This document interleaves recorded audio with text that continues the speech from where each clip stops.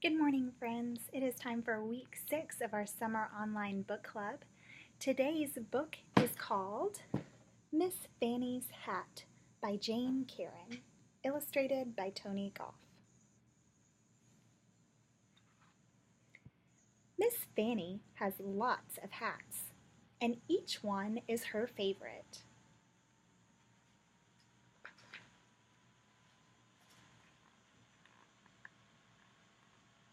When she wears her red felt with the big feather, she looks in the mirror and says, "I just love this hat."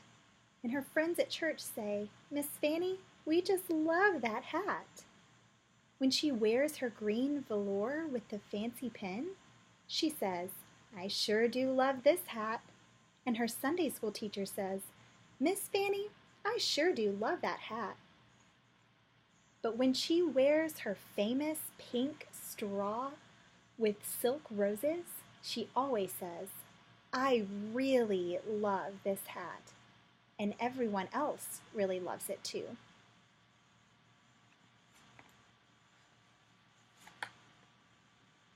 Miss Fannie is 99 years old and very small.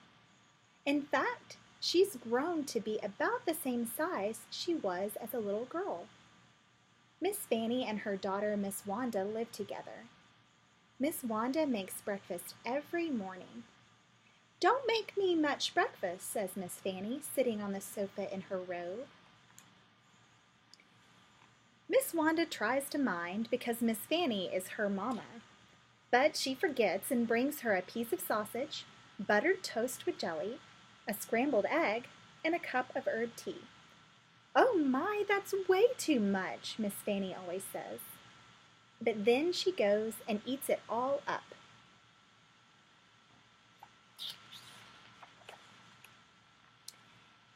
Every morning after breakfast, Miss Fannie reads her Bible. She has worn out 3 Bibles, reading them over and over. Her favorite verse is, "With God, all things are possible." Every Saturday, Miss Wanda washes Miss Fannie's hair. Miss Fannie takes off her robe and stands around in her slip, looking very tiny. Then she gets on a stool and sticks her head in the sink. Miss Wanda runs the warm water and puts the shampoo on her mama's head and scrubs until it lathers up. Then she scrubs some more. "That feels good," says Miss Fannie.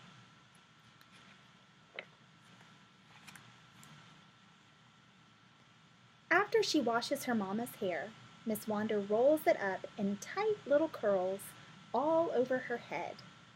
The curlers are really hard to sleep in, but Miss Fannie doesn't care one bit. She knows that when she goes to church the next day, she will look beautiful.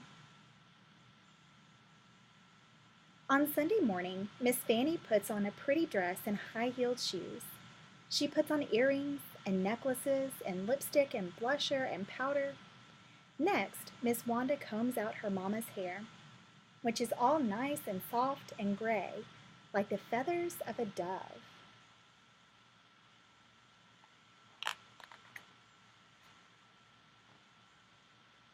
On one Sunday, Miss Fannie's handsome young preacher came up to her and said, "Miss Fannie, would you kindly give us one of your beautiful hats? It will go in the auction to fix up the church in time for Easter." The same day, Miss Wanda helped her mama get out her hats and put them on the bed and the dressing table. Then Miss Fannie closed the door to her bedroom. "Lord," she said out loud, "I'd appreciate it if you'd help me make the best choice." She always talked to the Lord as if he was right there.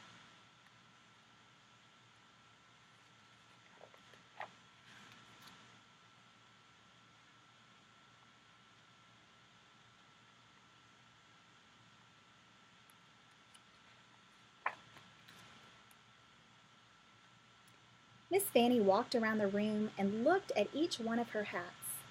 The green velour with the fancy pin was very, very old and still very beautiful. During a terrible flood of 1916, she had crossed the swollen river on a ferry to visit her mother and father. As she stood at the rail holding on to her beautiful hat, a house had floated by almost close enough to touch.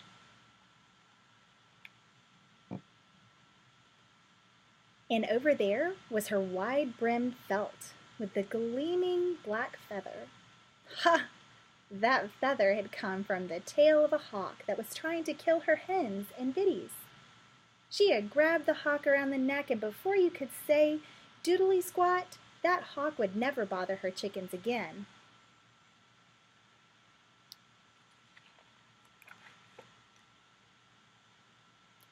Then Miss Fannie picked up the hat made of soft brown velvet and stroked it.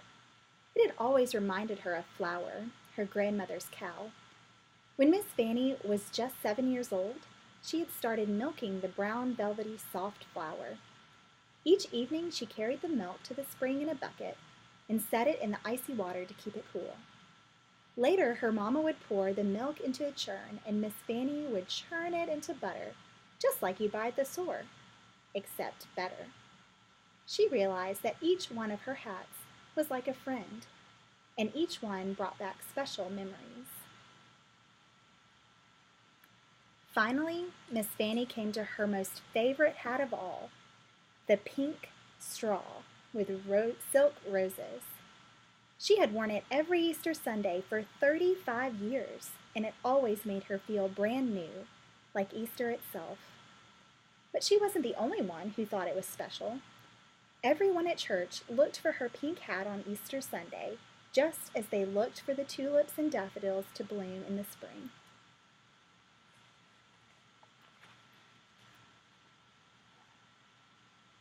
Miss Fannie took the pink straw out of its round box and put it on, even though she was wearing her oldest house dress with the torn pocket. She looked in the mirror and sighed. In her heart, she did not want to give up her hat and give her hat away. Not at all. She took a deep breath and repeated her favorite Bible verse. As she placed the hat back in its round box, she said, "You know, this hat really could raise a lot of money." As she put the lid on the box, she said, "Maybe it could help fix our pipe organ." As she tied the string around the lid, she said, "Why, it could probably mend the crack in the church bell, or put on a whole new roof." Suddenly, she discovered she was very, very excited.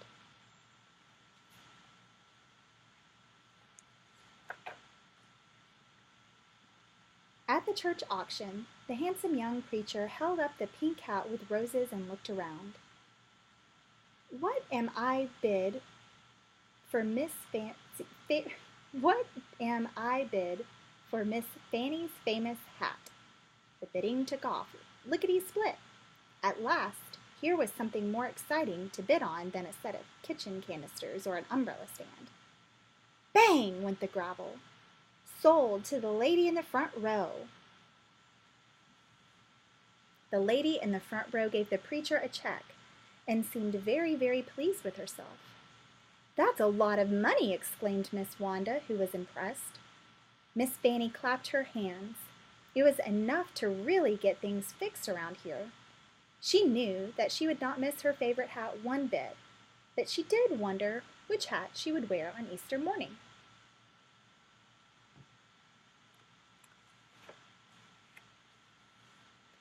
On Easter Sunday, Miss Fannie got up very early. She sat on the side of her bed and took the curlers out of her hair. Although she thought and thought, she didn't have the slightest idea which hat she would wear. Her red felt with the big feather was too hot. The green velour with the fancy pin was too wintry. And there was no use to even think about the pink straw, which of course would have been just right. When it was time to leave for church, Miss Fannie looked beautiful. She was wearing her best dress, which was the color of pale green apples. She was also wearing her best jewelry, her best gloves, and white corsage. "It's time to go," said Miss Fannie, picking up her cane and taking Miss Wanda's arm. Miss Wanda could not believe her eyes. Her mama was going out the door without wearing any hat at all.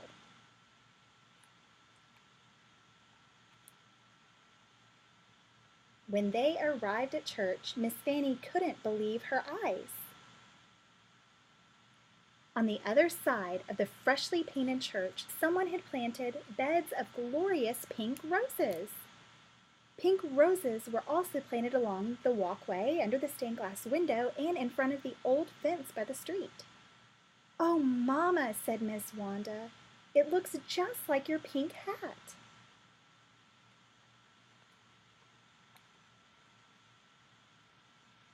The handsome young preacher greeted them on the steps and gave each one a big hug. "We hope you're pleased, Miss Fannie. We were able to patch the bell and fix the organ, and your beautiful hat made it possible to buy all these roses." As Miss Fannie laughed with delight, they didn't see an old woman at all. What they saw was a young girl with hair as soft as the feathers of a dove.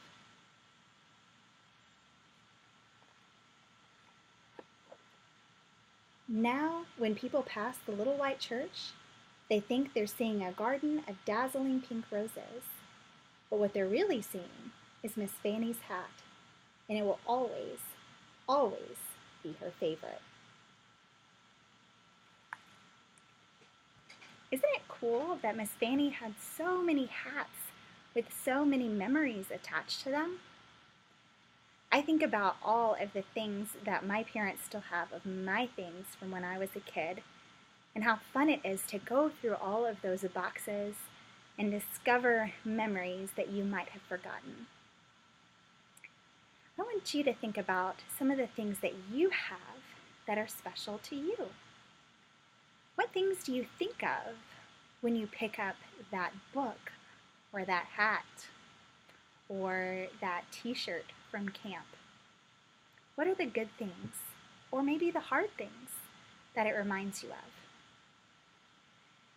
Have you ever had something that was really, really special, but you had to give it away?